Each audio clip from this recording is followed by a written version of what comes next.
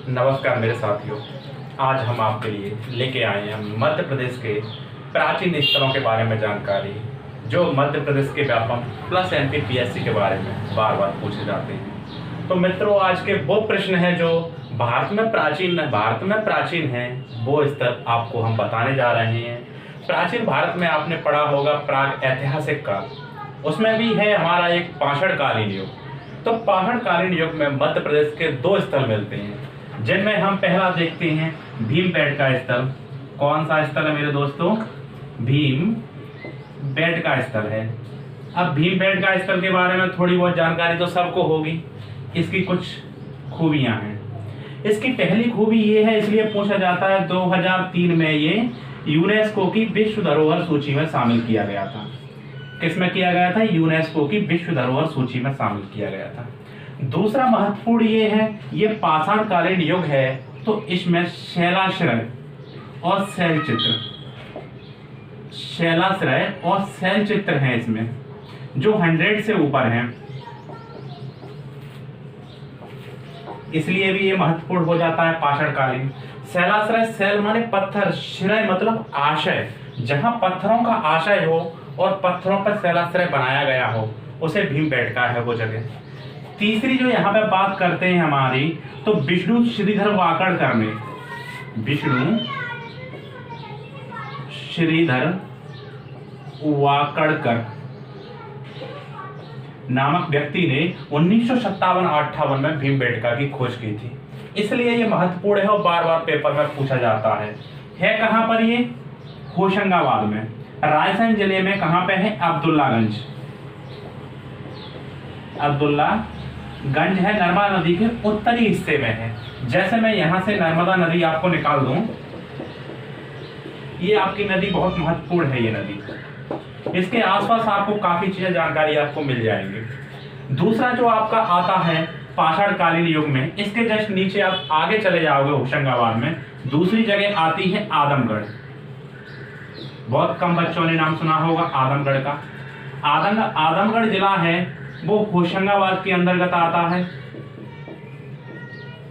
सबसे महत्वपूर्ण बात यह है इसमें भी शैलाश्रय और शैल चित्र मिले हैं। क्या मिला है? शैलाश्रय हैं और शैल चित्र मिले हैं।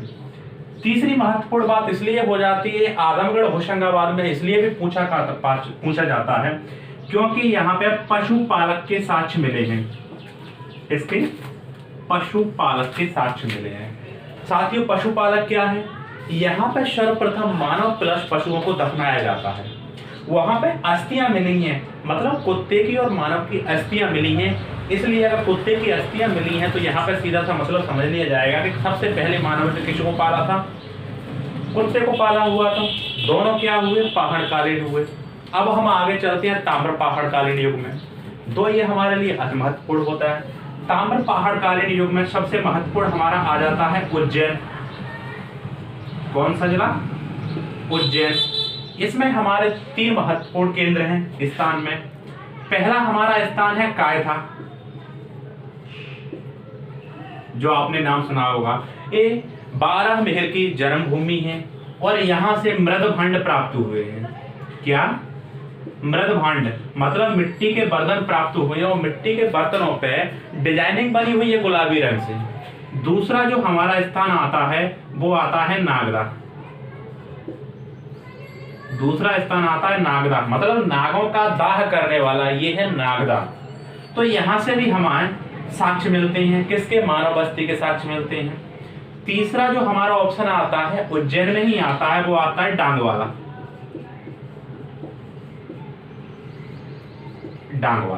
यहां से भी मानव बस्ती, ताम्र पाषाण कालीन बस्ती और इन चीजों के आपको साक्ष्य मिलते हैं। मिट्टी की जो बनी होती है एक तरीके टपरिया टाइप की, उस तरीके के साक्ष्य मिलते हैं। आप इसके ऊपर आ जाइए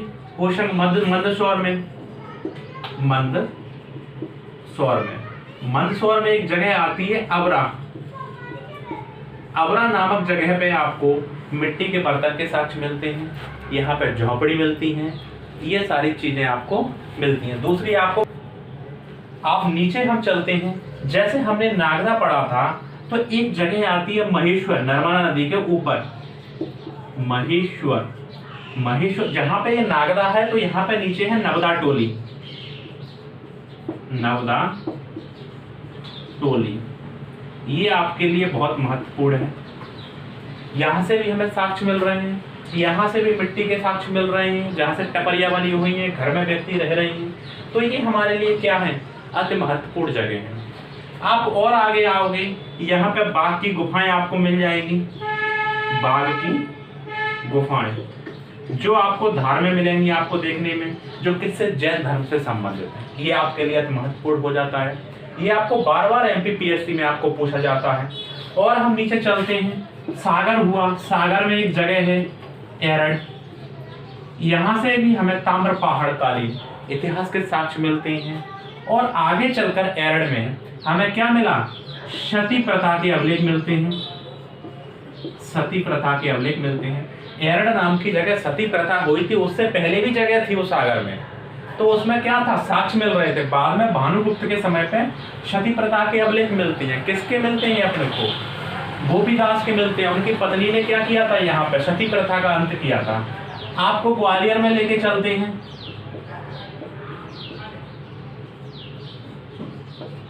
ग्वालियर में जो लेके चलते हैं, इसमें है पवाया, यहां से भी आपको साक्ष्य मिल रहे हैं। सतना में चलते हैं हम, सतना में हमारा है भरहुत, भरहुत के स्तूप मिलते हैं आपको, जो आपके कहाँ हैं, सतना में, ये आपके अति महत्वपूर्ण हो जाते हैं। दूसरा हम चलते हैं, सांची में आपको मिल ही जाते हैं, बौद्ध कालीन वो मिल जाते हैं। ये आपके जो टोटल हैं, ये आपके क्या हैं, एक प्राचीन ऐतिहासिक काल स्थल हैं। इनको आप स्क्रीनशॉट ले लीजिएगा, आप एक बार पुनः वीडियो देख लीजिएगा, आपको याद हो जाएंगे। और मैं मानता हूँ एमपीपीएससी प्लस एमपी पुलिस में यहाँ से 1 से 2 नंबर आना अनिवार्य है। और इसी के साथ मैं अपनी वाणी को विराम देता हूँ।